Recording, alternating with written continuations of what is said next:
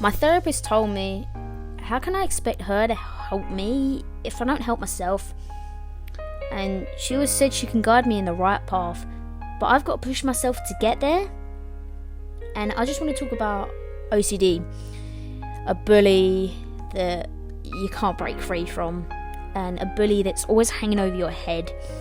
And it got so worse to the point where I couldn't talk to certain people or go to the places I wanted to because I had to do these compulsions. I had to wash my hands certain times, like certain amount of times a day. I had to get dressed in a certain way. Silly little things, but important things, and things that, you know, a lot of people don't want to talk about because they're embarrassed or ashamed. And for me, it was always stressed. If I got stressed, I had to go off. I had to do these compulsions, and that was the worst thing, because after a while, it just got so tiring. And it got so tiring, weirdly enough, without me even knowing, because I'm repeating these things. But after a while, it got so normal for me, and I got so used to it.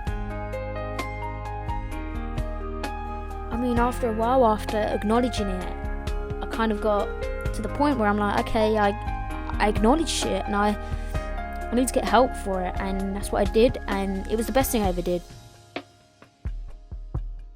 It was a weight off my shoulders. It just goes to show, for the last 6 years posting videos on YouTube, it was every single one of them videos, I was always hiding it.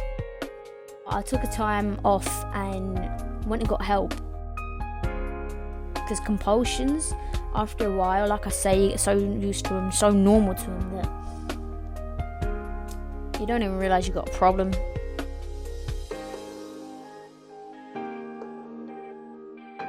People would always wonder why you do these certain things, and trying to hide it was the hardest bit.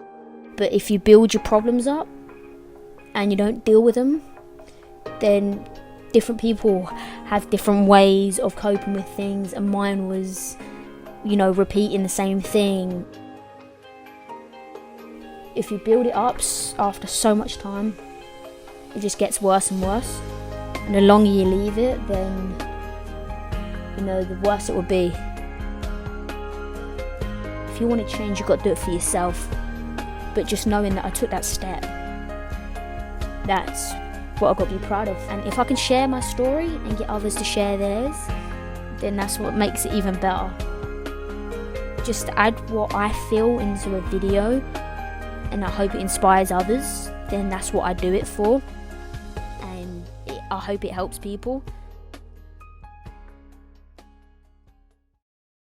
School was okay. I mean, I'd done quite well in my GCSEs, and I made a lot of good friends, but, you know, like always, there are always going to be some bad people anywhere, and I was bullied quite heavily.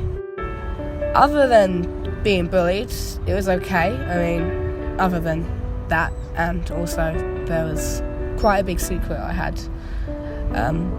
My step-grandfather, he had been physically, sexually abusing me for quite some time by then, since I was 8, and that's just the stuff I could remember.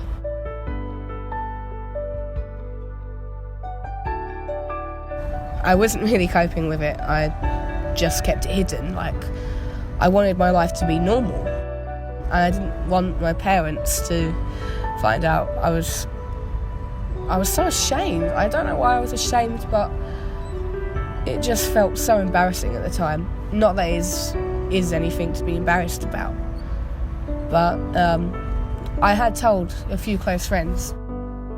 They told me I should get help, but I didn't.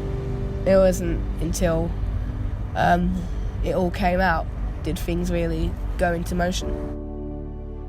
My mate was doing the Jack Petchey speaking thing, and she was talking to Miss Noble, who was sort of like a counsellor, pastoral lady.